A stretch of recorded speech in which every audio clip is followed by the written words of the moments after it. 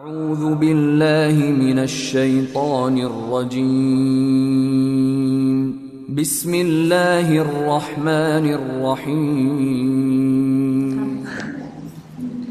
Assalamualaikum warahmatullahi wabarakatuh.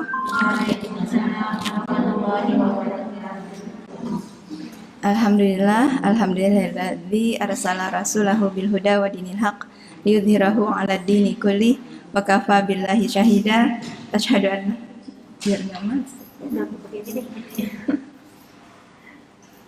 Asyhadu an la ilaha illallah wahdahu la syarikalah wa asyhadu anna Muhammadan abduhu wa rasuluhu la nabiyya ba'da.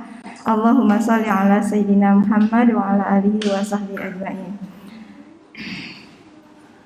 Ummahati fillah rahimakumullah. Alhamdulillah, puji syukur kita panjatkan kehadirat Allah Subhanahu wa taala pada pagi hari yang cerah dan cenderung panas ini. Alhamdulillah kita bersama dikumpulkan oleh Allah di tempat ini. Mudah-mudahan semua dalam keadaan sehat walafiat, semua dalam keadaan senantiasa diberkahi oleh Allah Subhanahu wa taala, dan kita bersama-sama berkumpul di sini dalam rangka untuk berusaha terus agar supaya iman kita senantiasa bersemi dan tumbuh semakin kuat. Salat dan salam kita lupa kita sanjungkan kepada uswatun hasanah kita Rasulullah Nabi Muhammad sallallahu alaihi wasallam beserta keluarga, sahabat dan umatnya sekalian. Apa kabar ibu-ibu? Alhamdulillah sehat ya. Ya. Alhamdulillah saya bisa bertemu kembali dengan ibu-ibu, walaupun walau alam nih sama nggak dengan yang dulu. Iya, karena wajahnya juga kan kita tertutup sekarang ya Bu ya. Iya, alhamdulillah. Hari ini kita terakhir di bulan Rajab ya Bu ya. Hari ini kita terakhir di bulan Rajab dan besok insya Allah memasuki bulan Sya'ban, dan tak lama lagi kita akan memasuki bulan Ramadan. Allahumma barik lana fi Rajab wa Sya'ban wa balighna Ramadan. Ya, semoga mudah-mudahan Allah memberkahi kita di bulan Rajab dan Sya'ban ini, dan kemudian nanti menyampaikan kita kepada bulan Ramadan, mana bulan yang mulia yang kita diberikan kesempatan oleh Allah untuk melipat gandakan amal soleh kita melebihi dari usia yang kita miliki, gitu ya. Jadi kalau di akhirat itu nanti tidak terbatas waktunya, kemudian di alam kubur itu lebih lama daripada di alam dunia, gitu ya. Dan di alam dunia ini hanya kesempatan inilah kita untuk bisa melakukan tujuan Allah menciptakannya jin dan manusia, yaitu untuk beribadah. Dan ibadah kita ini akan efeknya akan dibawa nanti ke alam barzah dan akan dibawa kepada alam akhirat. Padahal usia kita hanya sedikit dibanding dengan lamanya kita nanti di alam barzah dan lamanya kita nanti di akhirat. Nah, bagaimana kepada umat Muhammad ini Allah memberikan kesempatan-kesempatan, kelebihan-kelebihan agar bisa memenuhi, gitu ya, membawa bekal sebanyak-banyaknya untuk bekal yang waktunya begitu panjang. Salah satunya adalah ada di bulan Ramadan dan ada di malam Lailatul Qadar, gitu. Makanya ketika kita mendapatkan satu kali saja kesempatan Lailatul Qadar, itu kebaikannya, pahalanya, ganjarannya lebih dari usia yang kita miliki. Apalagi kalau kita tiap tahun mendapatkan Lailatul Qadar, gitu.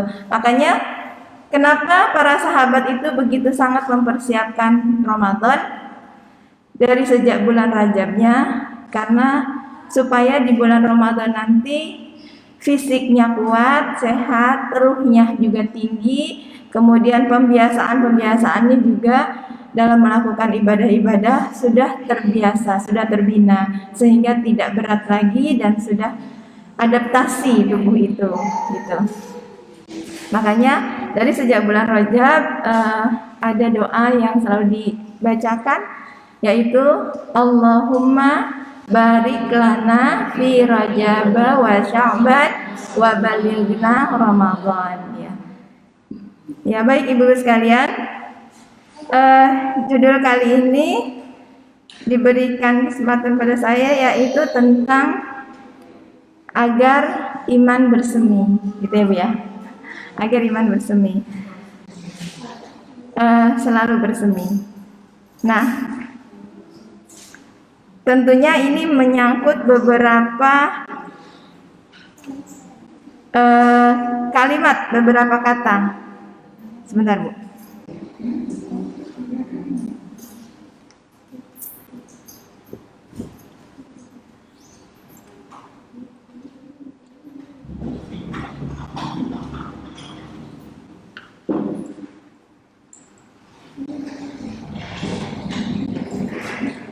Saya sudah membuat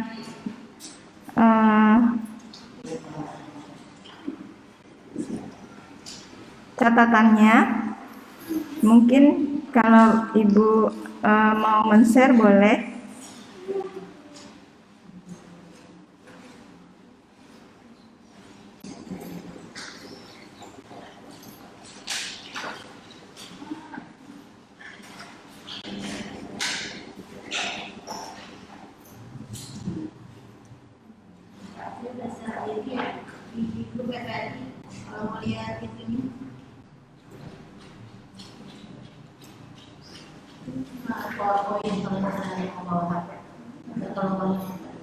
Ya.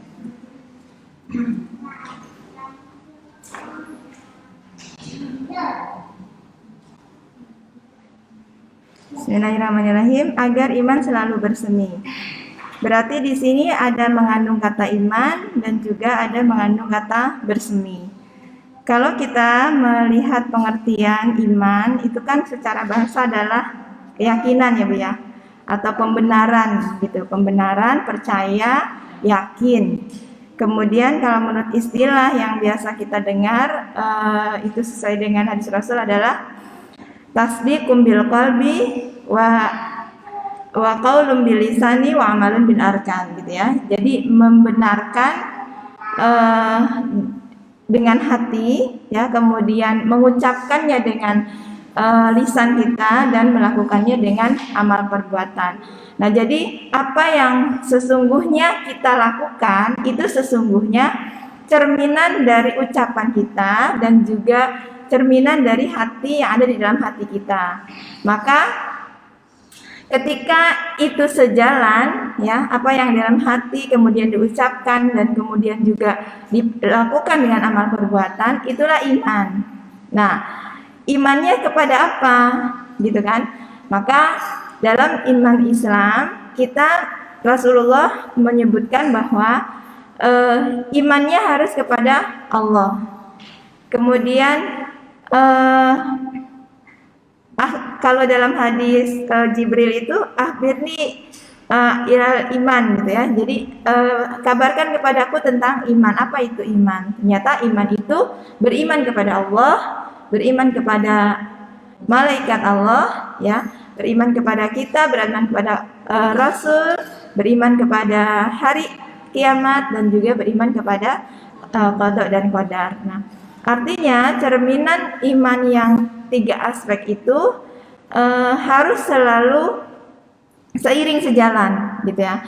Sebab kadang-kadang ada lain di mulut, lain di hati, lain di perbuatan gitu. Kalau kita melihat pengertian munafik itu biasanya ingkar di dalam hati, tapi kemudian beriman di mulutnya, gitu. Beriman di mulutnya dan kadang-kadang bisa juga dalam perbuatannya sekali-kali terlihat, gitu. Tetapi di hatinya mengingkari, itu termasuk yang munafik. Atau terbalikan, di dalam hati beriman, tapi di mulutnya tidak. Gitu. Di mulutnya menunjukkan seseorang yang tidak beriman. Itu namanya taqiyah. Taqiyah artinya menyembunyikan keimanannya. Nah, ini pernah terjadi pada zaman awal dakwah Islam itu terhadap siapa? Keluarga anaknya dari Sumayyah itu. Saya lupa. Jadi ketika mendapat penyiksaan, ya penyiksaan dari kaum Quraisy, ayahnya sudah wafat, kemudian ibunya sudah wafat, Ammar bin Yasir, kemudian juga Sumayyah itu sudah wafat. Nah, anaknya ini, saya lupa siapa namanya. Ini terancam juga akan dibunuh, gitu ya. Dua ini telah syahid, kemudian orang tuanya, satu ini anaknya terancam akan dibunuh. Maka kemudian akhirnya dia menyatakan beriman kepada Lata Uzza, padahal di hatinya tetap beriman kepada Allah dan Rasulnya. Gitu. Nah, itu ternyata di dalam Al-Quran sekali-kali dibolehkan untuk taqiyah. Gitu ya, untuk taqiyah sekali-kali dibolehkan. Walaupun juga ada pilihan seperti Bilal bin Rabah. Kalau Bilal bin Rabah walaupun disiksa kayak apapun sama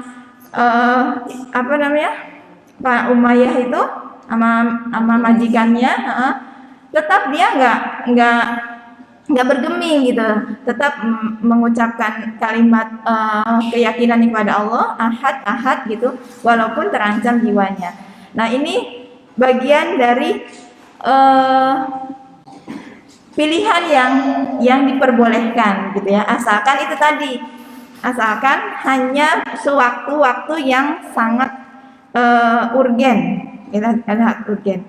Jadi taqiyah itu artinya menyembunyikan keimanan, mungkin karena kita akan menyelamatkan yang lebih tinggi lagi gitu, atau yang lebih penting lagi, seperti itu. Hanya sekali-kali. Walau alam zaman sekarang ini ada atau tidak, tapi bisa jadi ada karena itu sejarahnya ada terjadi. Gitu.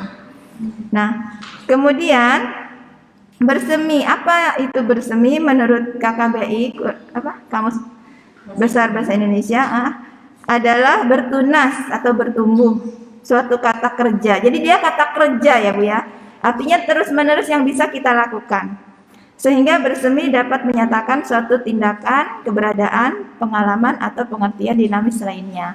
Itu jadi dinamis, dia terus bergerak mengarah kepada yang lebih baik gitu. Iman yang selalu bersemi, keimanan kepada Allah Subhanahu wa taala dan Rasulullah SAW dalam risalah Islam yang selalu tumbuh bersemi terus-menerus istiqomah sehingga menghasilkan amal soleh yang menjadi karakter pribadinya sampai akhir hayatnya gitu. Jadi terus tumbuh, terus mengarah kepada yang lebih baik, dan walaupun mungkin kondisi, situasi SWOT-nya gitu ya, istilahnya ancamannya ada, tantangannya ada dan sebagainya, tapi itu tidak menyurutkan dari keimanan tersebut. Nah, tapi kita ada karakteristik iman. Bagaimana sih karakteristik iman itu? Karena iman juga sumbernya di hati, ya, sumbernya di hati, maka hati itu suka bolak-balik ya, qulub gitu ya. Ya muqallibal qulub, makanya ada doa itu, ya muqallibal qulub, wahai yang suka membolak-balikan hati, yaitu Allah. Sabit qalbi ala dinik, tetapkanlah hatiku kepada agamamu. Jadi iman itu sumbernya di hati, dan hati itu kadang bolak-balik, maka juga akan berpengaruh kepada iman gitu, akan berpengaruh kepada iman. Karakteristik iman itu yazid wa yanqus, dia kadang naik, kadang turun gitu ya, kadang naik, kadang turun. Nah, makanya ini yang harus diwaspadai oleh kita. Kenapa?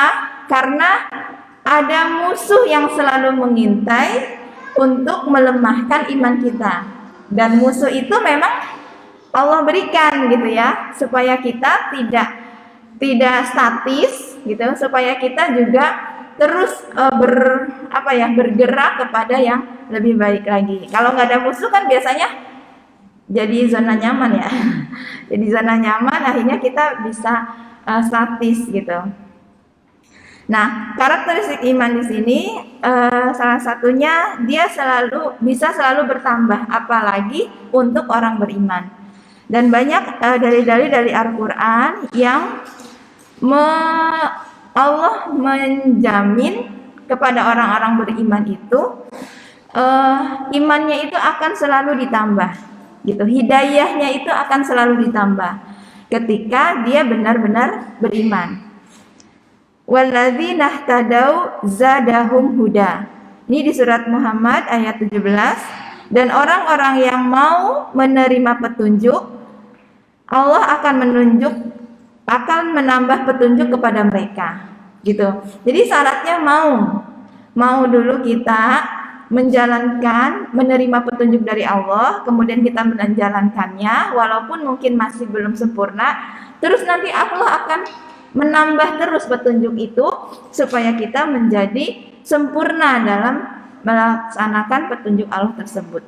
Itu jadi insya Allah ketika kita memiliki niat ingin menjadi hamba Allah yang baik, maka petunjuk itu Allah akan tambah terus, gitu. Akan Allah tambah terus, insya Allah akan kuat, semakin lama semakin kuat, dan bisa jadi godaan pun akan diberikan itu sebagai ujian. Tetapi yakinlah bahwa ujian yang datang itu hanyalah untuk menambah keimanan tersebut. Sebagaimana ada di surat Al-Fat itu, ketika orang-orang kafir menakut-nakuti kaum muslimin dengan bahwa akan adanya yang menyerang, akan ada yang menyerang kaum muslimin. Jadi perang psikologis. Biasanya sebelum perang yang benarnya terjadi itu akan disebarkan dulu perang psikologis untuk melemahkan mental, gitu, untuk melemahkan mental. Nah, kemudian dan itu ternyata dilakukan juga pada zaman Rasulullah masih ada. Dan ternyata Allah menyebutkan di situ, ternyata kaum orang-orang beriman itu bukannya malah mundur, gitu ya, tapi malah bertambah keimanan mereka, tambah siap mereka menghadapi musuh. Karena apa? Karena Allah menjamin akan membantu mereka, gitu, akan menolong mereka, gitu. Jadi ternyata nggak ngepek, gitu ya, perang psikologis yang dilancarkan oleh orang kafir Quraisy tersebut. Itu jadi keimanan itu bisa bertambah justru ketika di tengah-tengah ada ujian yang Allah berikan. An Aisyata qalat qala Rasulullah sallallahu alaihi wasallam, inna min akmalu al-mu'min imanan ahsanuhum khuluqan wa altafuhum bi ahlihi. Dari Aisyah radhiyallahu anha, ia berkata bahwa Rasulullah sallallahu alaihi wasallam bersabda, sesungguhnya di antara tanda kesempurnaan iman seseorang yaitu ditunjukkannya dengan kebagusan akhlak, gitu. Jadi ternyata itu tadi kan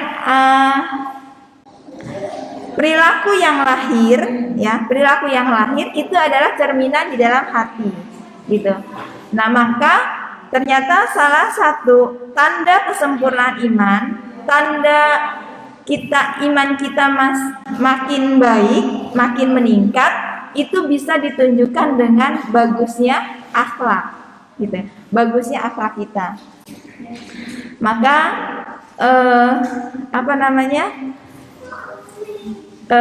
itu cerminan yang bisa dilihat bahwa seseorang itu imannya semakin baik atau semakin buruk.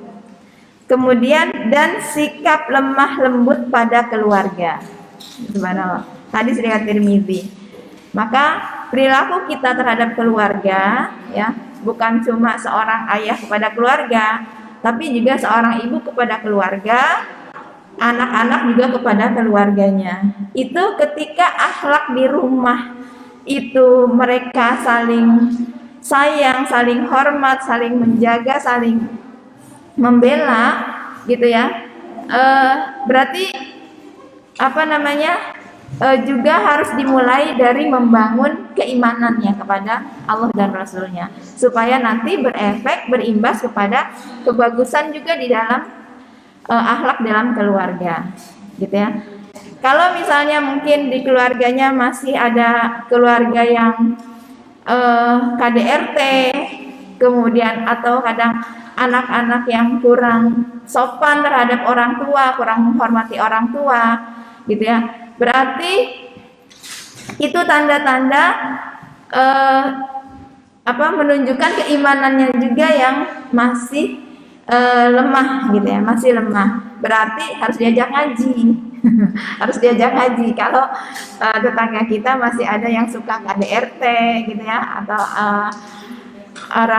anaknya yang kurang bagus akhlaknya terhadap orang tuanya, gitu. Nah, itu berarti harus menjadi sasaran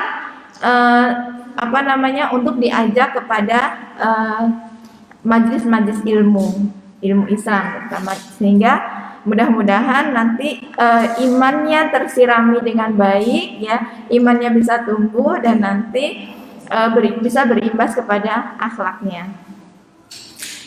Jadi iman itu bisa bertambah. Kemudian juga ada walakinnallaha habbaba ilaikum al-iman wa zainahu fi qulubikum wa karaha ilaikumul kufra wal fusuqa wal isyan ulaika humur rasyidun. Ini ada di surat Al-Hujurat ayat 7, hampir di tengah ayat. Tetapi Allah menjadikan kamu cinta kepada keimanan dan menjadikan keimanan itu indah di dalam hatimu, serta menjadikan kamu benci kepada kekafiran, kefasikan, dan kedurhakaan. Mereka itulah orang-orang yang mengikuti jalan yang lurus. Itu subhanallah, Bu. Jadi ketika iman itu terus bersemi, terus tumbuh, terus menguat, ya, nanti Allah itu akan menjadikan kita cinta kepada keimanan itu dan semakin indah merasakannya di dalam hati itu. Jadi ada ketenangan, ada kedamaian, dan ada keinginan terus-menerus untuk bisa berbagi kepada orang lain, gitu. Jadi nggak egois, gitu ya. Jadi nggak mementingkan diri sendiri, sehingga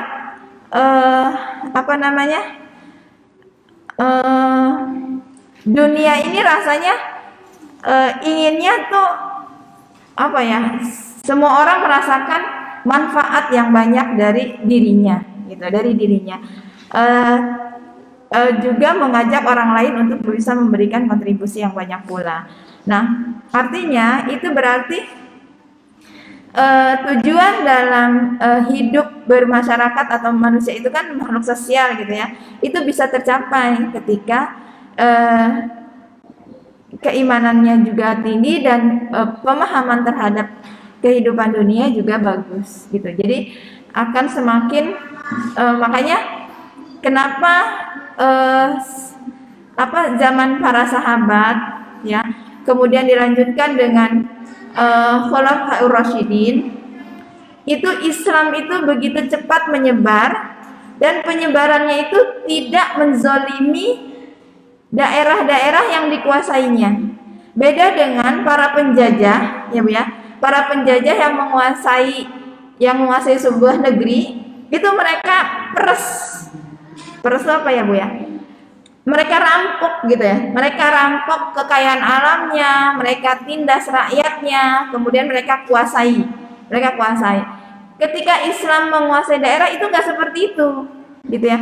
Tidak memeras rakyatnya, tidak merampok harta kekayaan negeri itu, tetapi justru memberikan bagaimana supaya kehidupan yang Allah tentukan agar saling tolong menolong, agar saling kenal mengenal itu dengan baik dan membangun peradaban agar bisa menyembah Allah dengan sempurna, itu dibangun, gitu.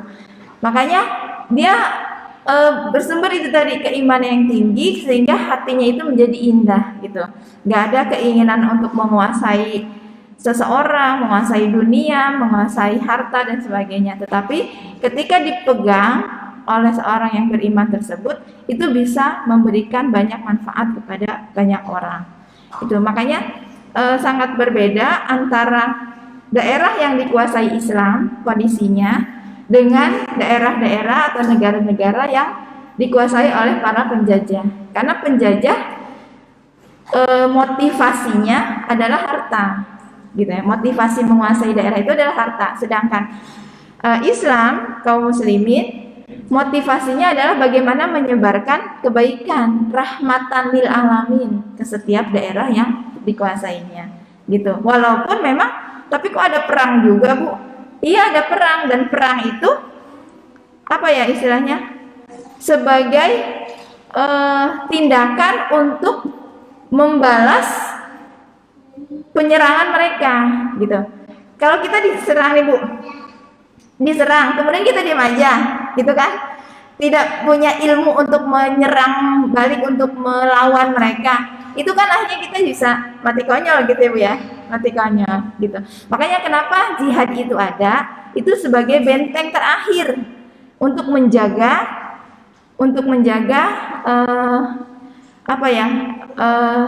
eksistensi kaum muslimin, gitu, untuk menjaga eksistensi. Tetapi kalau kita tidak diperangi, kita nggak boleh memerangi duluan, gitu. Itu bagian dari adab. Jangankan membunuh manusia, memotong pohon yang sedang berbuah saja itu nggak boleh dalam adab berperangnya, gitu. Apalagi sampai membunuh manusia yang memang tidak sedang menyerang kita. Terus kemudian tapi ada kalanya juga iman itu adalah turun ataupun melemah. Innal imana la yakhlaqu fi jawfil ahadikum kama yakhlaqu apa ini? Taubal khaliqah. Fas'alullaha ayyujaddida al-imanu fi qulubikum, gitu.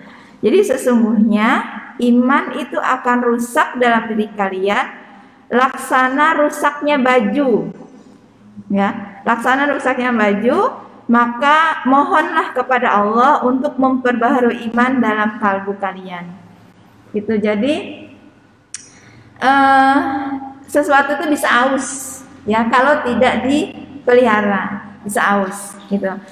Rumah ketika tidak ditempati itu pasti akan mudah rusak, ya, mudah rusak ketika tidak ditempati, sebagus apapun rumahnya. Kemudian kendaraan, gitu ya, kalau tidak juga dipelihara, tidak dipakai, itu juga akan rusak, sebagus apapun mungkin kendaraannya. Ternyata iman juga seperti itu, dia bisa aus, dia bisa rusak sebagaimana baju yang mungkin sudah tepok, gitu kali ya, ketika tidak dipelihara. Maka bagaimana cara memahaminya? Di sini mohonlah kepada Allah untuk memperbarui iman dalam kalbu kalian. Kalau dari saya, fajaddidu bila ilaha illallah. Perbaharui selalu iman itu dengan la ilaha illallah, dengan kalimat la ilaha illallah. Artinya kita harus selalu memahami, terus menggali tentang eksistensi kita di hadapan Allah Subhanahu wa taala, gitu ya. Kita harus paham sebenarnya Tuhan kita Allah itu seperti apa.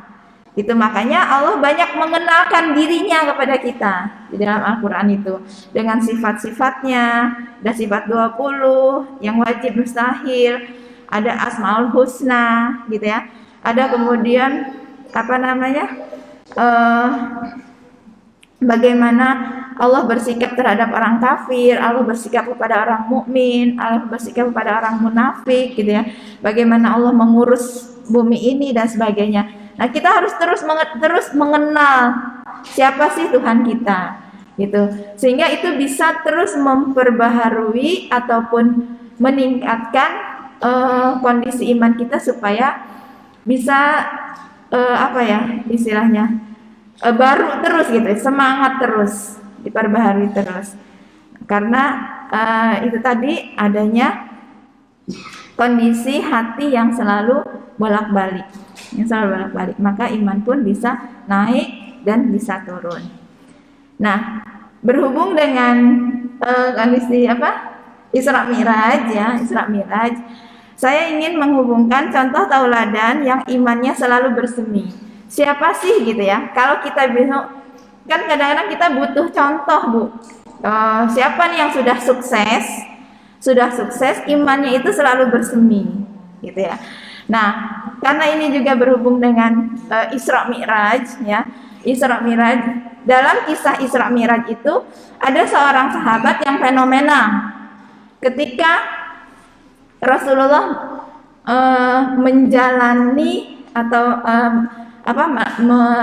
diperjalankan oleh Allah untuk Isra Mi'raj.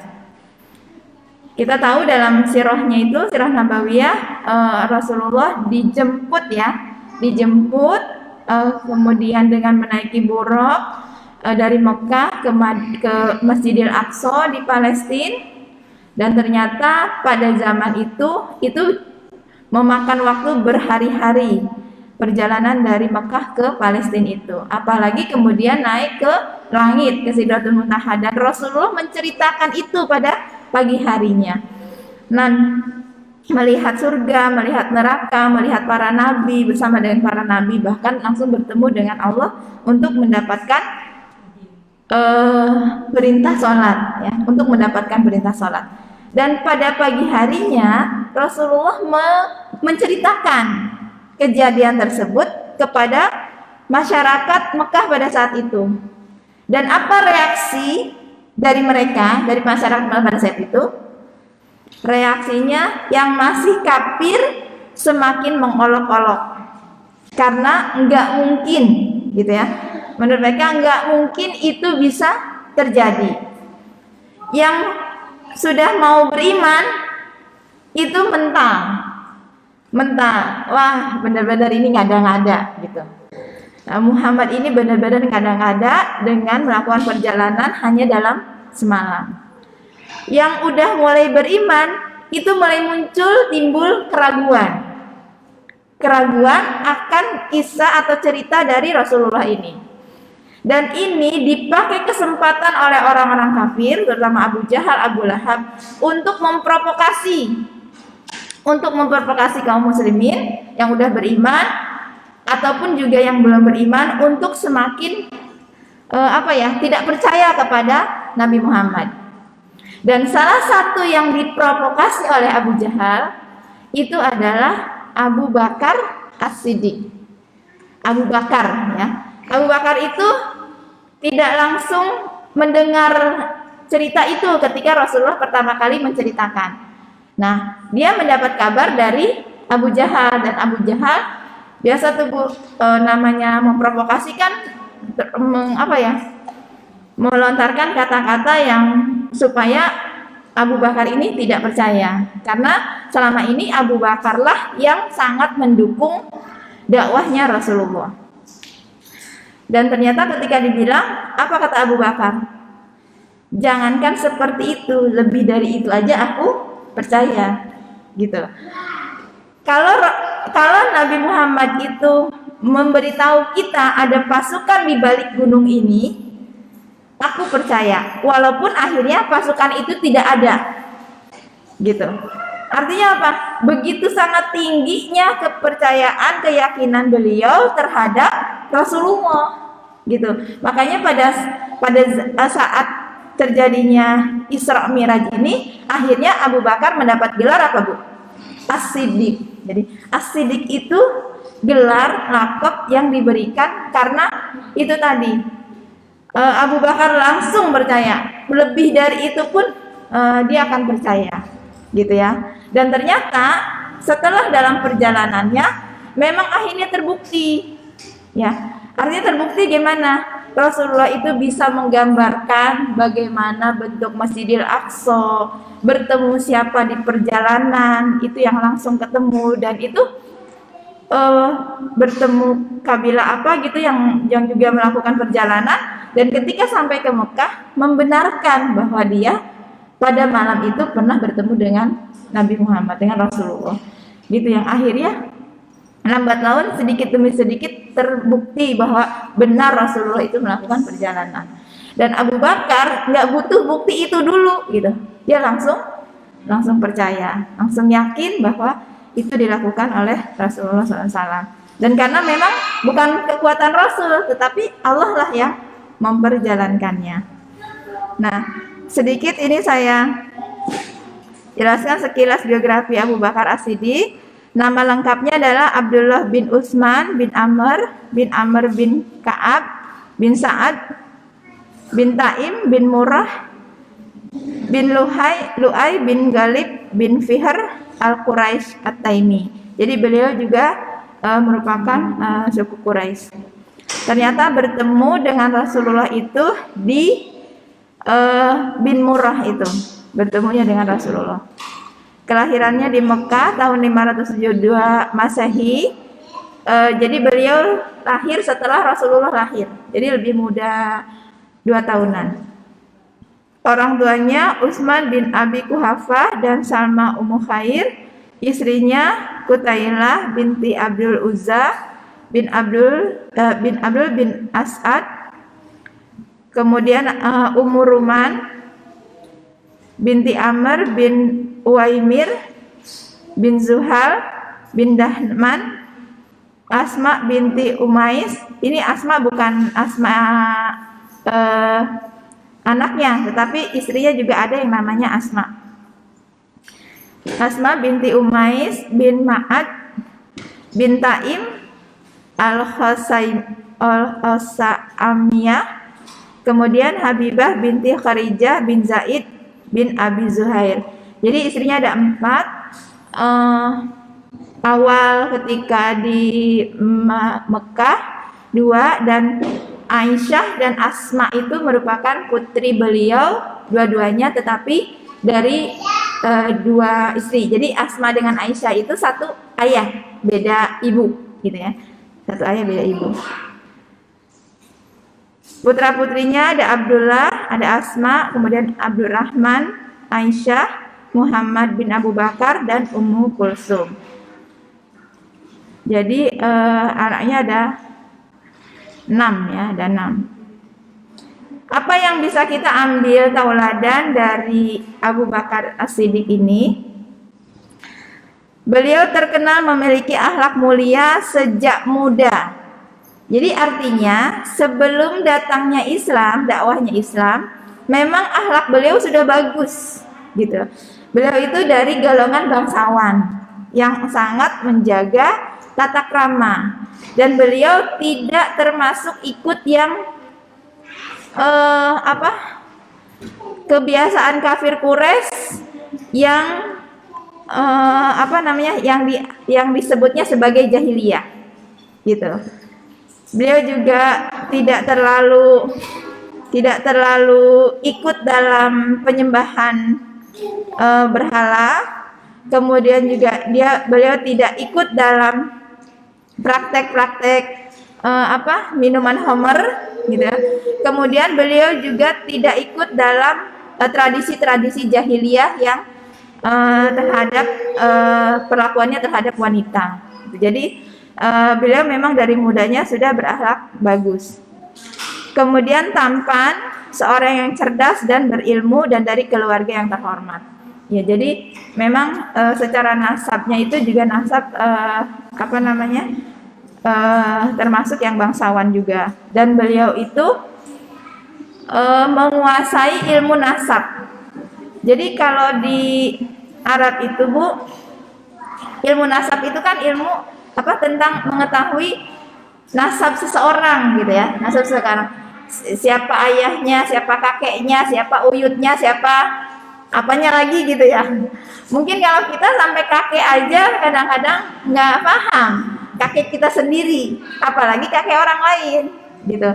Dan ternyata di mana di bangsa Arab pada saat itu sampai sekarang juga itu nasab itu selalu diketahui ya, selalu diketahui. Dan di situ juga terlihat bukan cuma secara nama, tetapi juga secara kondisi sosialnya, gitu ya. Bahwa ini dari keluarga baik atau keluarga apa tidak. Nah, itu diketahui sampai akarnya lah, istilahnya seperti itu. Kemudian sangat tinggi cintanya kepada Allah dan kepada Islam dan Rasulullah SAW, dan selalu terdepan dalam membelanya. Tidak pernah ada keraguan dalam imannya. Itu subhanallah. Kalau kita lihat, Ibu pernah baca sirah nabawiyah tentang hijrah ya. Biasanya kalau momen-momen hijrah itu selalu diingatkan kembali. Bagaimana pembelaan, perjuangan dan juga totalitas Abu Bakar ini dalam mendukung proses terjadinya hijrah Rasulullah. Gitu. Hijrah Rasulullah itu kan terancam ya Bu ya. Terancam Rasulullah akan dibunuh oleh kafir Quraisy.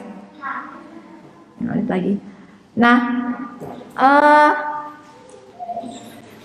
beliau itu sangat totalitas untuk membantu bagaimana proses hijrah Rasulullah itu bisa selamat dengan baik, bisa sukses gitu ya, bisa sukses sampai ke Madinah. Itu beliau melibatkan seluruh keluarganya dan seluruh potensi hartanya, dari mulai kendaraan, dari mulai logistik yang Rasulullah butuhkan selama perjalanan, dan juga bagaimana Rasulullah memilih Abu Bakar untuk menemaninya. Yang dramatis lagi adalah ketika berada di Gua Sur ya, di Gua Sur. Gua Sur itu mungkin bagi yang sudah ke Mekah sana, umrah ataupun haji, itu lubangnya itu di bawah. Jadi orang yang jalan di atas, jadi turun ke bawah gitu lubangnya itu untuk persembunyian. Dan Abu Bakar ini antisipatif banget. Antisipatifnya apa? Beliau masuk dulu ke dalam gua itu untuk memastikan tidak ada bahaya yang mengancam Rasulullah. Setelah beliau survei di dalam tidak ada bahaya, kemudian baru menjemput Rasulullah untuk masuk ke dalam. Setelah di dalam, itu benar-benar setelah di dalam, kan orang kafir Quraisy nyusul dan tepat ada di atasnya.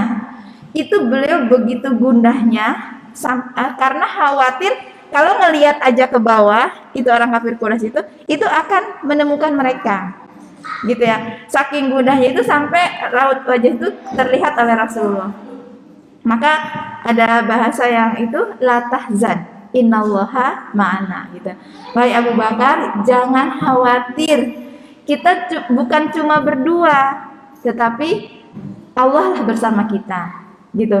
Jadi artinya secara maksimal ikhtiar sudah dilakukan. Selanjutnya tinggal tawakal.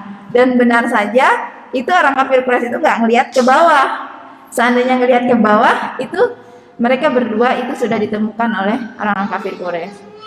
Ada satu lagi, ketika Rasulullah sedang tertidur istirahat di dalam gua itu, ada muncul keluar ular ya dari lubang. Itu kemudian dipampet ya, istilahnya diapain ya? Ditutup oleh kakinya sendiri. Dan apa yang terjadi? Berarti kan kakinya yang jadi korban, gitu. Kakinya yang jadi korban digigit. Dan ketika digigit, beliau merasakan kesakitan yang sangat, sampai nangis dan air matanya mengenai Rasulullah. Di situ akhirnya Rasulullah bangun, ditanyakan kenapa, ternyata ada ular yang menyerangnya. Kemudian oleh Rasulullah diobati dan didoakan, gitu ya. Seketika itu juga sembuh.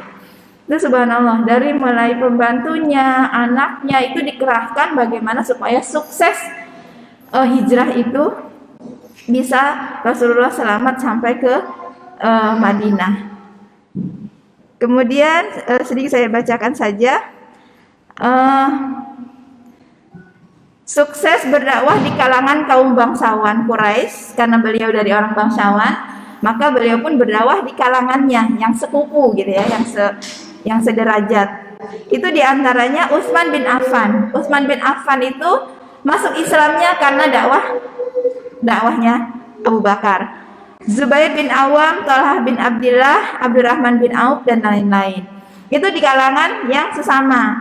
Kemudian dan banyak menebus atau membeli para budak muslim yang sudah muslim sekitar 70 orang yang ditindas oleh tuannya seperti Bilal bin Rabah dan Amir bin Fahirah dan lain-lain.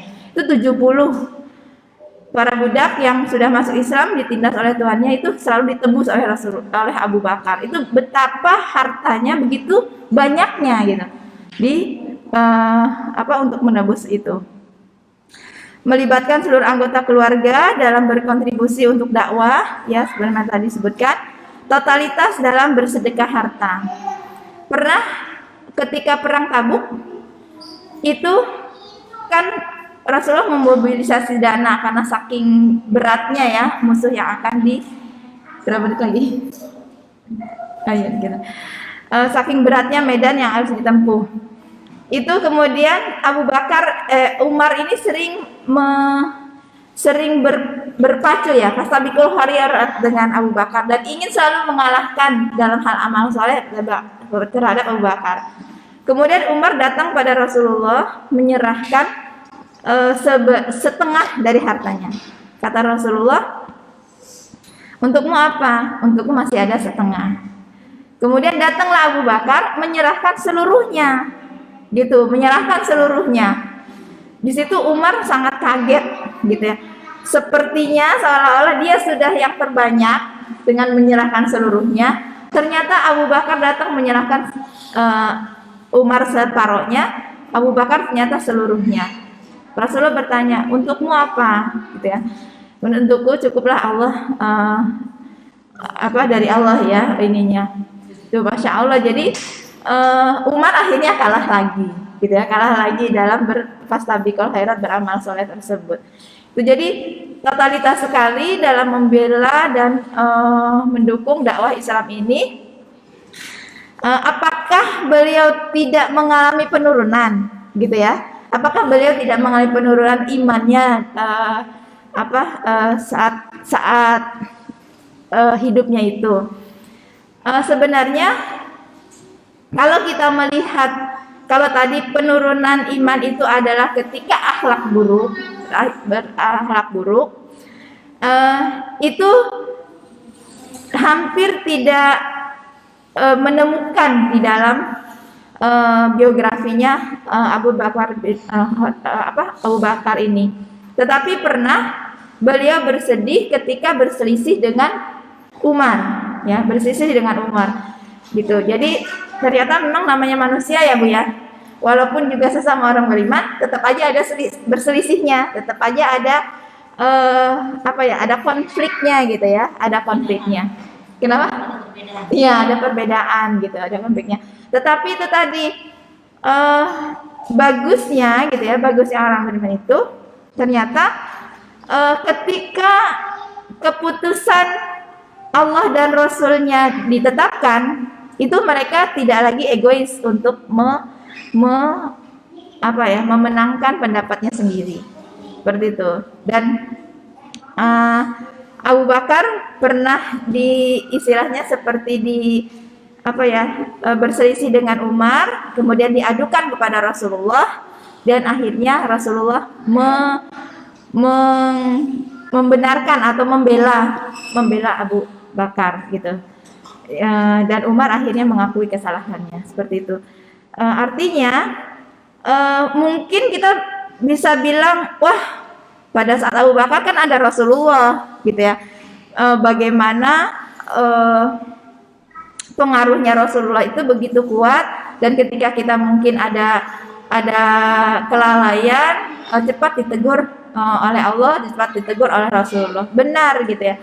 Tetapi kita juga tidak bisa mengelak gitu ya, karena memang Rasulullah itu mewariskan kepada kita yaitu dua, Al-Quran dan hadis gitu. Maka ketika kita mungkin dalam kondisi yang juga merasakan adanya lemahnya iman, berarti kita harus menghadirkan Rasulullah menghadirkan Allah, menghadirkan kalimat-kalimat yang bisa membangkitkan keimanan kita tersebut. Itu sehingga kebutuhan kita terhadap selalu dekat dengan Al-Quran, selalu membaca hadis-hadis Rasulullah, itu menjadi sebuah kebutuhan untuk bisa menjaga keimanan kita supaya tidak sampai turun, gitu ya.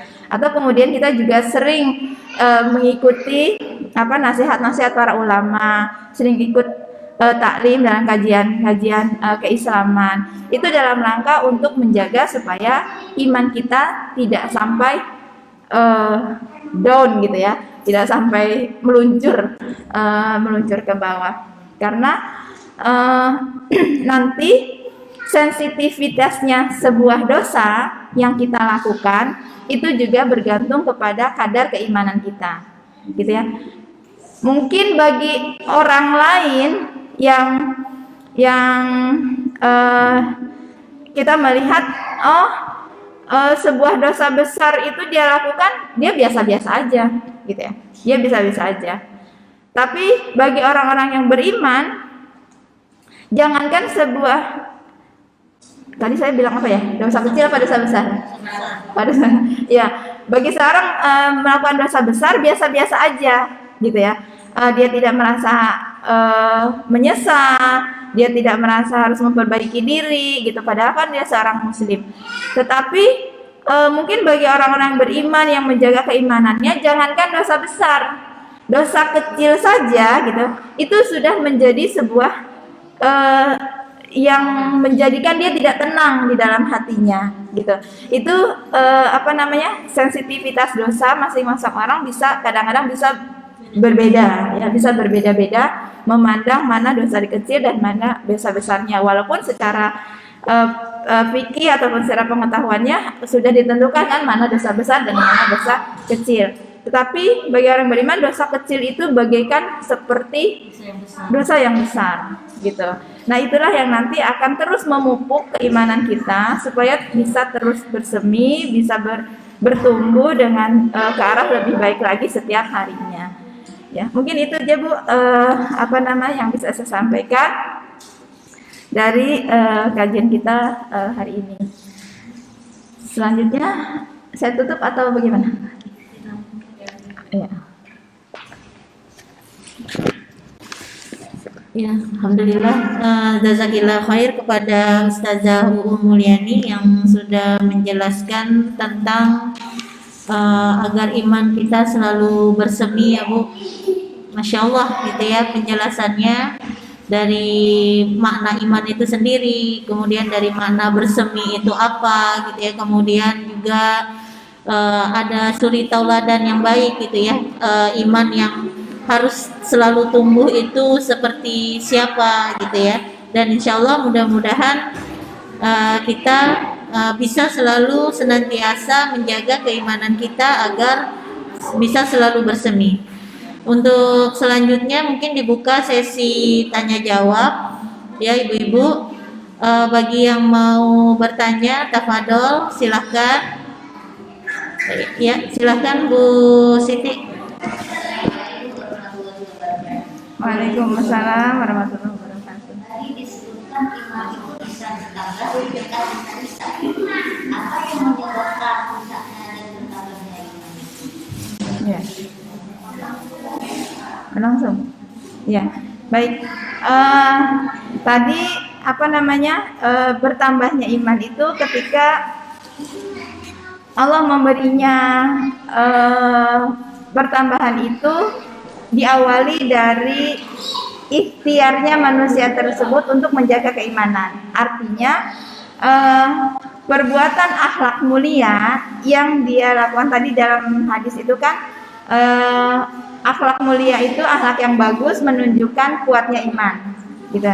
Kemudian ketika turunnya iman itu ditandai dengan dosa dan maksiat yang dilakukan.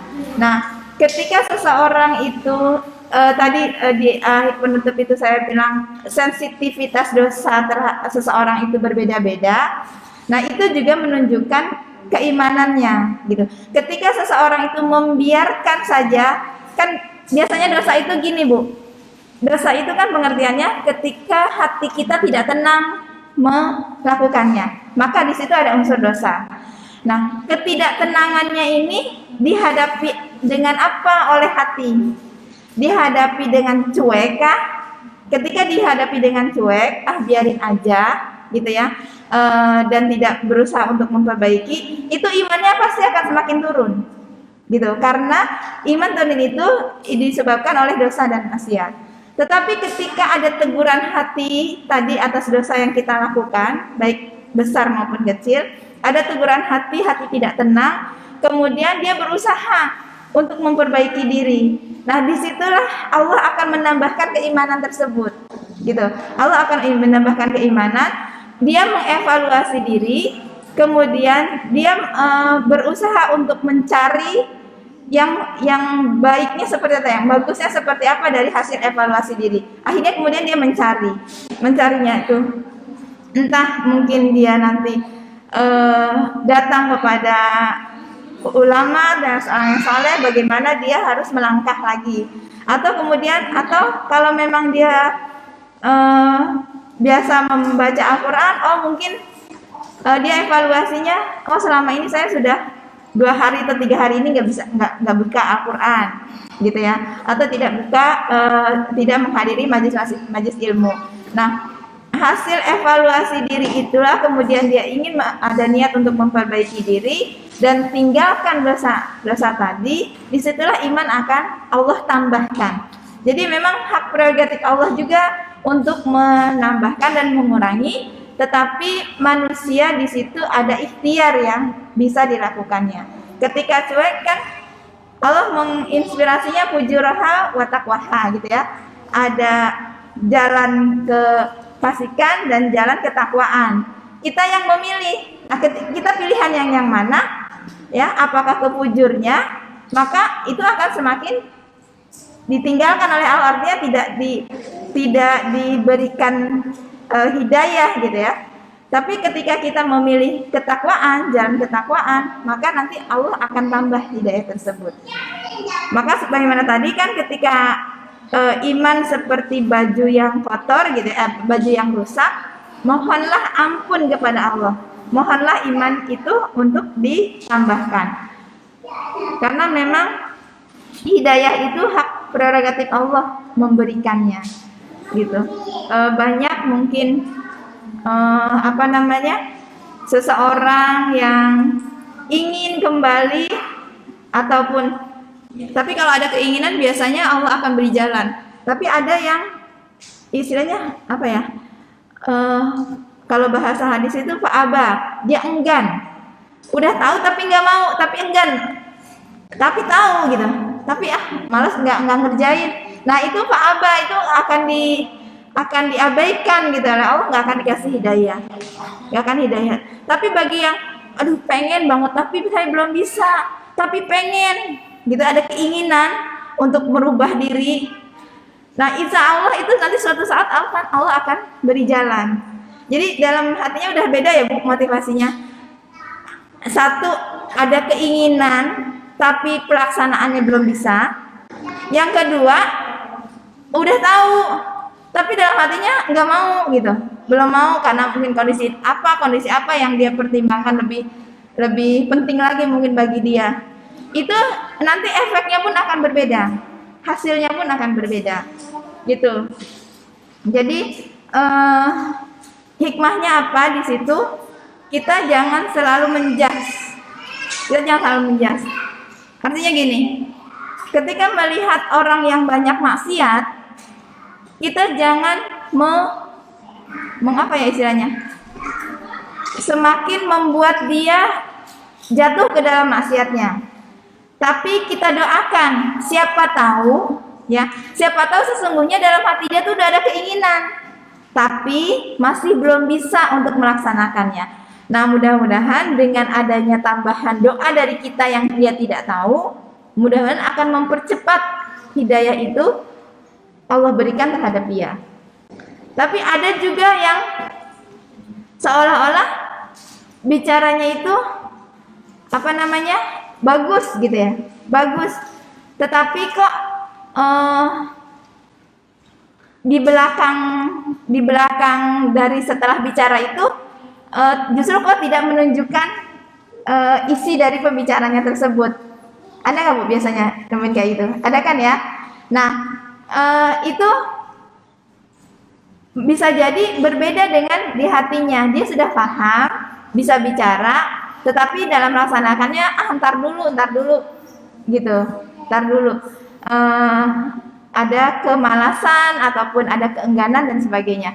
Nah, ini juga yang khawatir akhirnya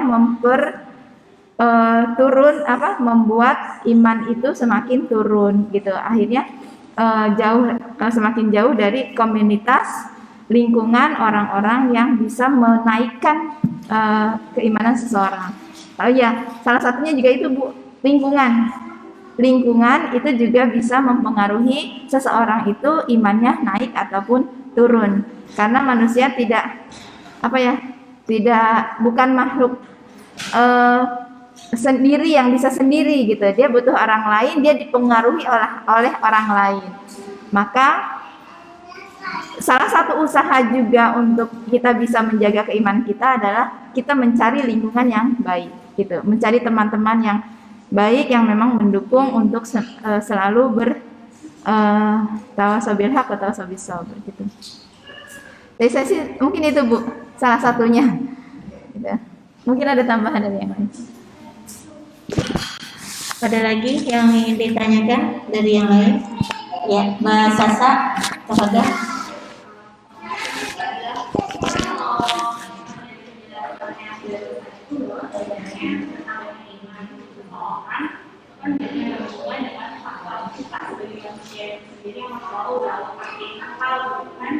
Dan yang kedua adalah dengan faktor hidayah dari Allah. Nah, bagaimana pada kita sudah pernah mendengar dengan bagaimana sama Rasulullah begitu yang sangat mendukung gitu Rasulullah, tapi di akhir hayatnya dia tidak mengucapkan kandungan. Nah, bagaimana hubungannya dengan kan dia juga percaya Rasulullah ya, dia kemudian sudah mendukung, karena saya tahu belum hidayah itu gitu sama dengan beliau. Nah, bagaimana kita tahu sih ya sebagai manusia yang jauh lebih dari lingkungan Rasulullah gitu kan, dan banyak faktor dari teknologi yang segala hal dan sebenarnya itu bisa mempengaruhi kadar keimanan kita yang beda. Nggak bisa melihat langsung Rasulullah, tapi faktor eksternal yang lebih banyak.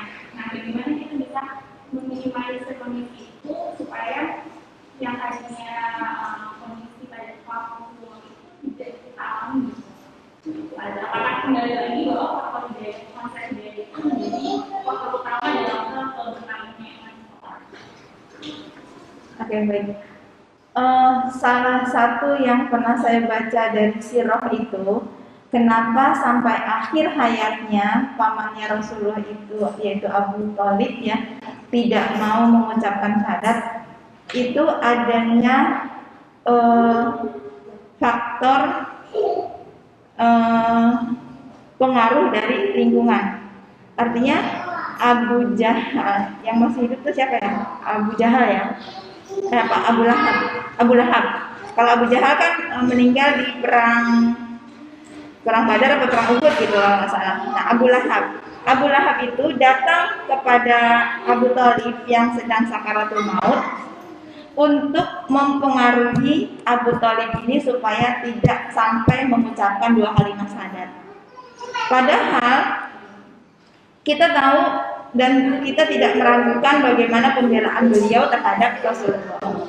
Nah, Abu Lahab ini datang mempengaruhi dan menyangkut pautkan kondisi dia dengan leluhurnya. Jadi kalau di dalam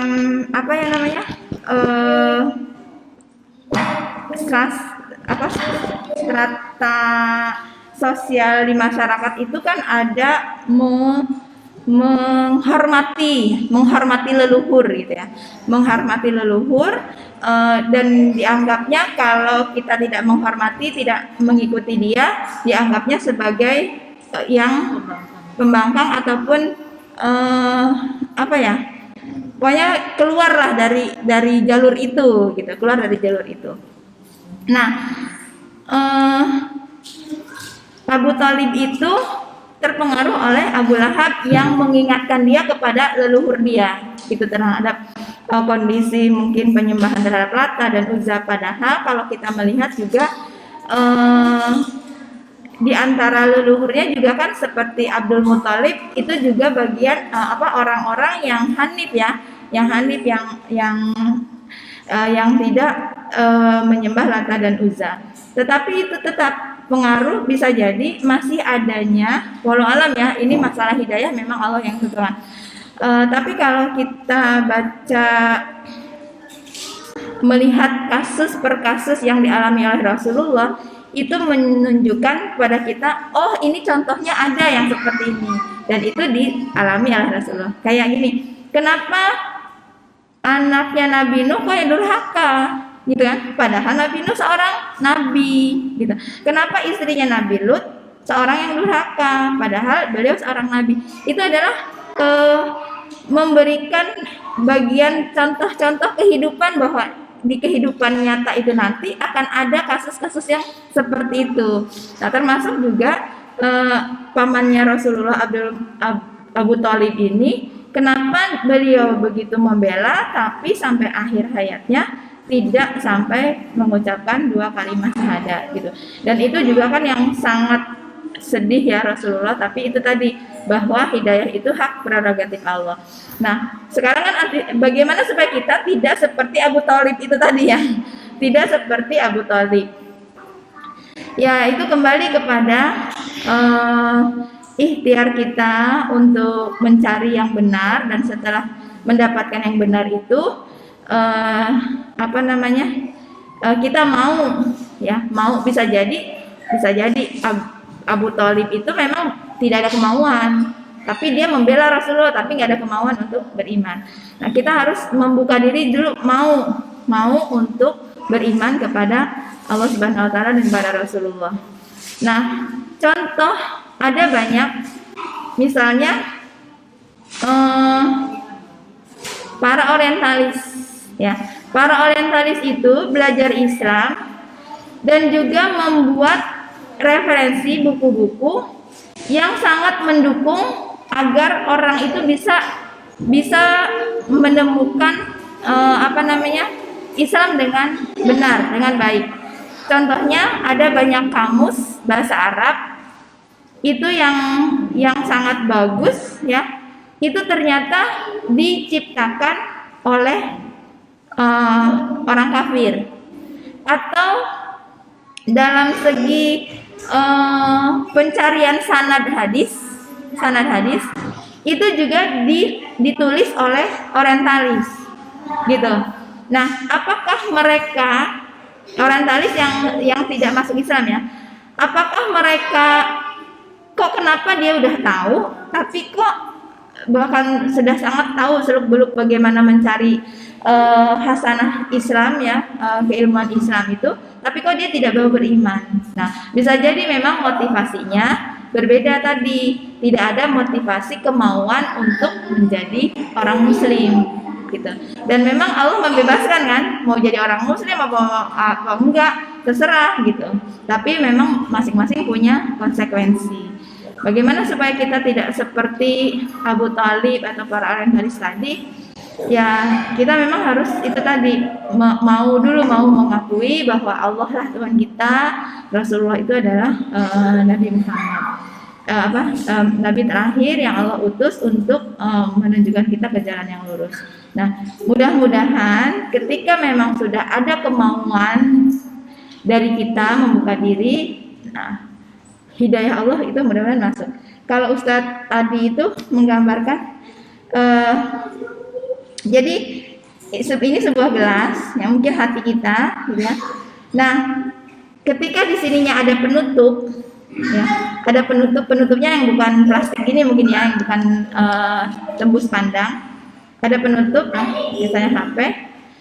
Bagaimanapun terangnya cahaya dari atas nggak akan masuk ke dalamnya, gitu ya. Kalau si hatinya ini, kemauan ini tidak dibuka, maka ini harus dibuka dulu, baru kemudian bisa masuk cahaya itu, bisa masuk hidayah tersebut, gitu. Jadi memang kembali kepada hati tadi. Itu aja mungkin ya. Itu ya Mbak Sasa. Ya, satu lagi Bu Nisa, terakhir ya pertanyaannya. Waalaikumsalam. Kalau misalnya ada orang janganlah engkau memanggil sahabat dari orang kafir. Jadi kita harus sama orang-orang yang beriman sama kita gitu ya. Tapi dalam malah dalam kehidupan nyata, misalnya ternyata kita yang mendapatkan orang yang berbeda iman tersebut, dia cuma baik ke kita gitu. Dalam bermuamalah sehari-hari atau misalnya kita dalam kondisi sama diri kita, tapi dia selalu ada menjadi sahabat, padahal kita nggak mengambil dia sebagai sahabat itu.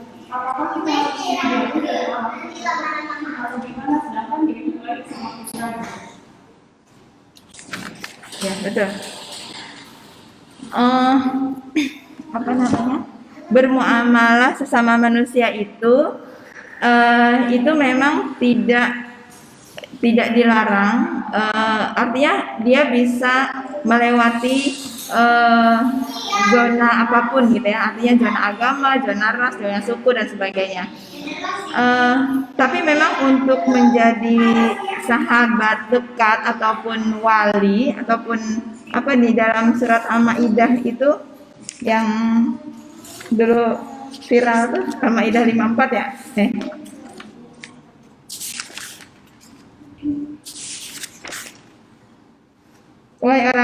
Wahai orang-orang yang beriman, 51. Janganlah kamu menjadikan orang Yahudi dan Nasrani sebagai teman setiamu.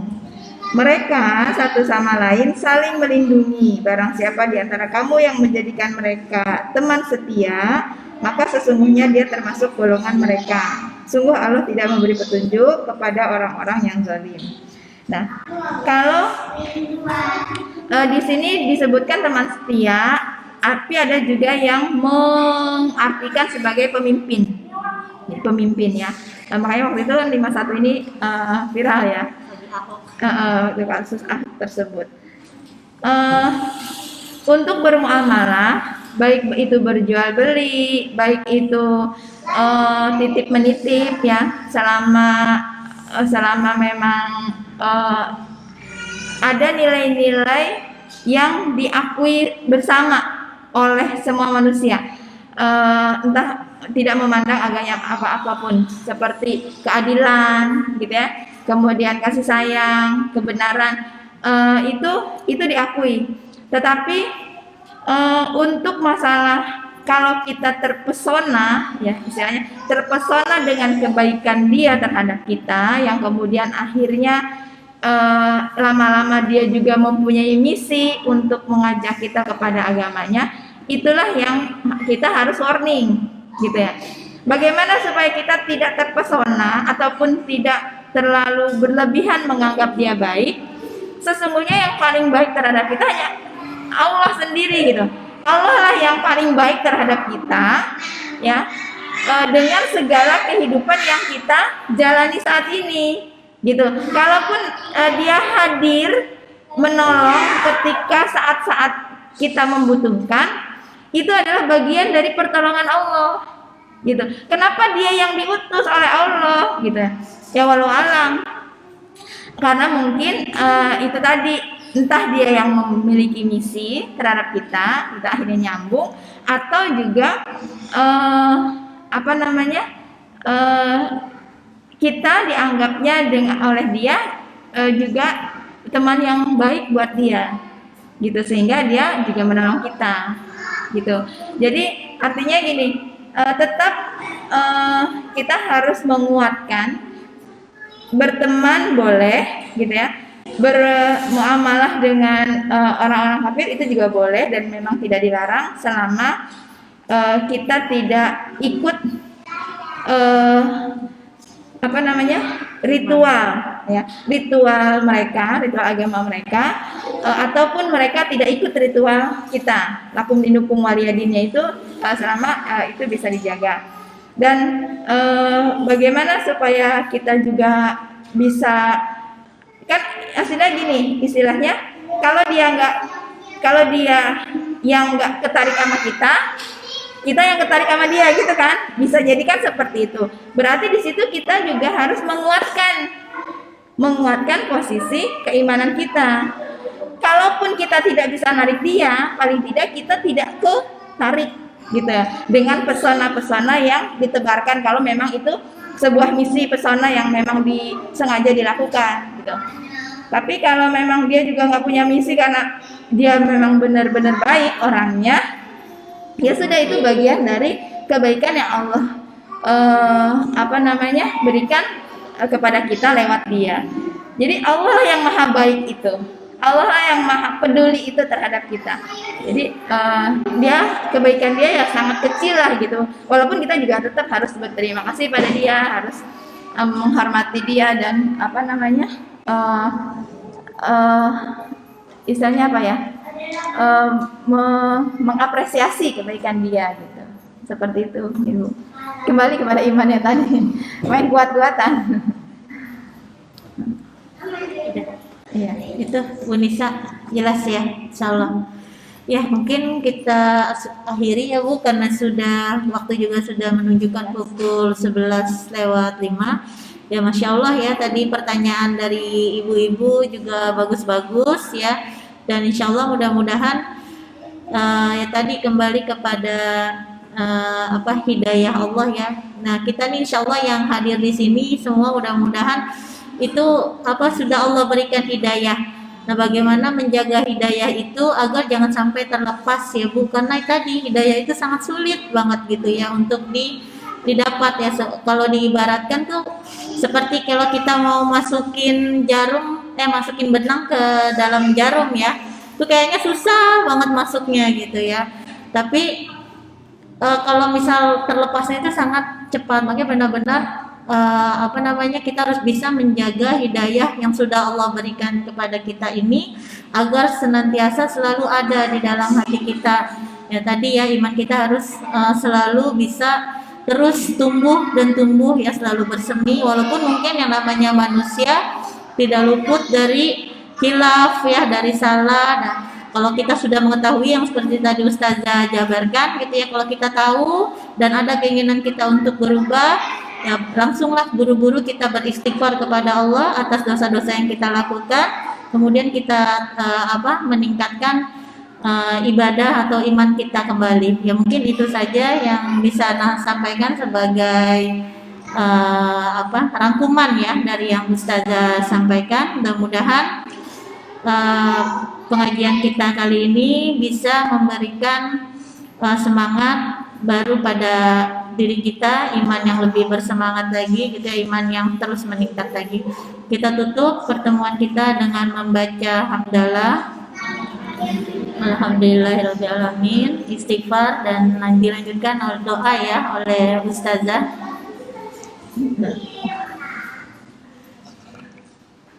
Baik Ibu sekalian, marilah kita tutup bersama ta'lim ini dengan doa. Mudah-mudahan berkumpulnya kita pada pagi sampai siang hari ini diberkahi oleh Allah Subhanahu wa taala dan senantiasa kita dimasukkan ke dalam orang-orang yang beriman sampai iman tersebut Allah tetapkan sampai akhirat kita. Astagfirullahaladzim, astagfirullahaladzim, astagfirullahaladzim. Alhamdulillahirabbil alamin, hamdan yuwafi ni'amahu wa yukafi'u mazidah.